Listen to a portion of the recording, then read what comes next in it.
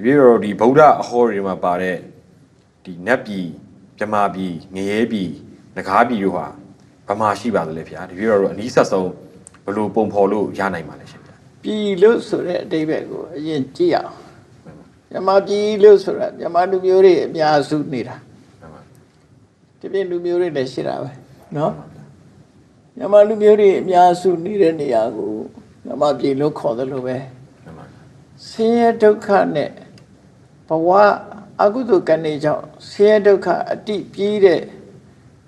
ဒီရပ်ဝန်းတစ်ခုမှာဒုက္ခခံစားနေရတဲ့သတ္တဝါတွေနေတဲ့နေရာကိုငရဲပြည်လို့ခေါ်မှာမှန်ပါဗျာနော်မှန်ပါဘယ်နေရာမှာရှိသလဲဆိုတာတော့မြတ်စွာဘုရားဘယ်မှာရှိတယ်လို့တိုက်ရိုက်ပြောထားတာတော့မရှိဘူးဘုံဘုံအတွေ့နဲ့ပြောရမယ်ဆိုလို့ရှိရင်အများရမီးလောင်နေတဲ့အတွင်းထဲမှာပူလောင်နေတဲ့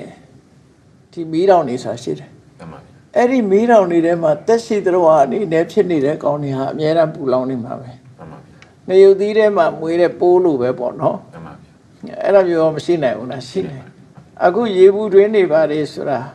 စာပေကျမ်းကအရာပြောမယ်ဆိုရင်တပောဓာမြစ်ဆိုတာအိန္ဒိယမှာရှိတယ်မှန်ပါဗျာအဲ့တပောဓာမြစ်ဟာတပောဓာဆိုတာတပဆိုတာပူတဲ့ဥဒကရေမှန်ပါဗျာရေဘူးစမ်းစီစင်းတဲ့မြစ်မှန်ပါဗျာအဲ့ဒီမြစ်ကဘာကြောင့်ရေဘူးဖြစ်ရတယ်လဲလို့ဆိုရင်လောဟကုံမီလို့ခေါ်တဲ့ငရဲအိုးကြီးနှစ်ခုကြားဖြတ်စီလာတယ်ဆိုတော့စဉ်းစားကြည့်ရတာမီးတောင်ကြီးနှစ်ခုကြားကနေဖြတ်စီလာတော့ဟိုဘက်ကလည်းမီးတွေလောင်နေဒီဘက်ကလည်းမီးတွေလောင်အဲ့ကြားထဲကဖြတ်စီလာလို့ဒီရပူသွားတာဆိုတော့အဲ့တော့တချို့စာကျမ်းလေးတွေအနေနဲ့ပြောမယ်ဆိုရင်တော့မြေကြီးအောက်မှာငရဲပြည်ဆိုတာရှိနိုင်တယ်ပေါ့နော်မှန်ပါဗျာရှိနိုင်တယ်လို့ပြောအစင်ဒုက္ခရောက်တဲ့ပုဂ္ဂိုလ်တွေတရားတွေပေါ့ဒုက္ခခံရတဲ့တရားတွေအေးမြတ်မြတ်မနေရဘဲနဲ့အမြဲတမ်းဒီဆဲဒုက္ခခံရတဲ့တရားတွေနေတဲ့ area ကြီးတစ်ခုကိုငရဲပြည်လို့ပြောမှာမှန်ပါဗျာအဲ့ဒီငရဲပြည်ကိုမြတ်စွာဘုရားပုံဖော်ပြီးတော့ဟောထားရှိတယ်မှန်ပါဗျာမြင်ရတာလဲကြောက်เสียလန့်เสียကြားရတဲ့အတန်ကလည်းကြောက်เสียလန့်เสียအနံ့ကြီးကလည်းမခံနိုင်တော့အောင်ဆိုတဲ့အနံ့မှန်ပါဗျာလျှာကအရသာကလည်းပဲလုံးဝ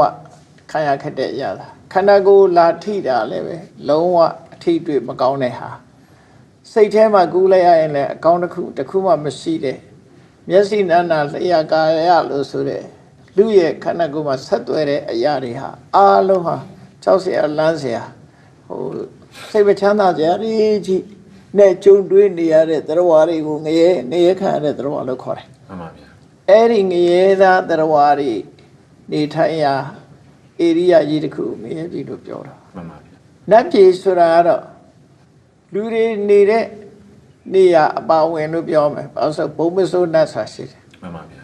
တပည့်ဆက်ကြတယ်မှာဘုံမာနံဒေဝနံတတ္ထံသုတ်တော်ဟာမှန်ပါဗျာသတ္တုမာရာဇိကဒေဝလို့ဆိုပြီးတော့လူပြည်မှာလူတွေနဲ့လက်ပွန်တရီနေတဲ့အိမ်ဆောင်နတ်တို့ကျောင်းဆောင်နတ်တို့ရှုပ်ကစိုးတို့ဘုံမစိုးတို့ဆိုတာရှိတယ်လေမှန်ပါဗျာအဲ့ဒီသူတို့ရဲ့နေထိုင်တဲ့ area ဟာဟိုအထက်လွတ်လပ်တဲ့အာကာသအထိအောင်သူတို့ချမ်းသာဒုက္ခနဲ့ပြည့်စုံတဲ့တရားတွေနေထိုင်တဲ့နေရာကိုနတ်ပြည်လို့ခေါ်တာပဲမှန်ပါဗျာပြမဆိုတာကသူကမြင့်မြတ်တဲ့စိတ်နဲ့အမြဲတမ်းနေကြတယ်မှန်ပါဗျာမေတ္တာကရုဏာမုဒိတာဥပေက္ခဆိုတဲ့ပြမစိုးတရားနဲ့အမြဲတမ်းနေတယ်သို့တော့ပြမပြည်ကိုရောက်တာဒါနနဲ့သီလနဲ့တည်းမရောက်ဘူးမှန်ပါဗျာတပထကျင့်စဉ်တစ်ခုကိုပေါ့ပေါ့ရောအောင်မြောင်ကျင့်နိုင်မှပြမပြည်ကိုရောက်တာဖြစ်တယ်မှန်ပါဗျာအဲ့ဒါလေကျင့်စဉ်ချင်းတူတဲ့ပုဂ္ဂိုလ်တွေဟာဇန်လို့ခေါ်တဲ့ဟာပေါ့နော်မှန်ပါတပထကျင့်စဉ်ကျင့်လို့အဲ့ဒီအကြောင်းတရားတွေတူညီပြီးတော့ရောက်ရှိသွားတဲ့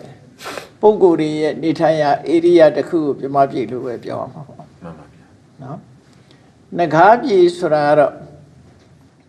စားရဲပေတဲ့မှာတော့သူကပင်လယ်အောက်မှာအဓိကအများကြီးရှိတယ်ပေါ့နော်မြစ်မို့တောင်အောက်မှာလည်းရှိတယ်လို့ဆိုတယ်အဲ့တော့နဂါးလို့ဆိုတာပပပြည်ကနဂါးဆိုတာတော့ပကြီးဆရာတွေရဲ့ကောင်းမှုနဲ့အချွန်တက်ပါမနဂါးလို့ထင်တယ်မှန်ပါဗျာအိန္ဒိယနိုင်ငံမှာဆိုလို့ရှိရင်ဒီကောဘရာဆွဲမွေးဟောက်ကြီးတွေကိုလေမှန်ပါဗျာ နာဂလို့ခေါ်တာ မှန်ပါဗျာ အဲ့ဒီနာဂကနေနဂါလို့ပြောလာကြတာ မှန်ပါဗျာ အိန္ဒိယနိုင်ငံမှာနာဂဆိုတာအဲ့ဒီပပြင်းထောင်နဲ့မွေဟောက်ကြီးတွေကိုအဓိကထားပြီးတော့ခေါ်တယ်ဗမာအယူဆနဲ့နဂါဆိုတာဒီကနေ့လူတွေကမတွေးကြတော့သူကမွေဟောက်ကို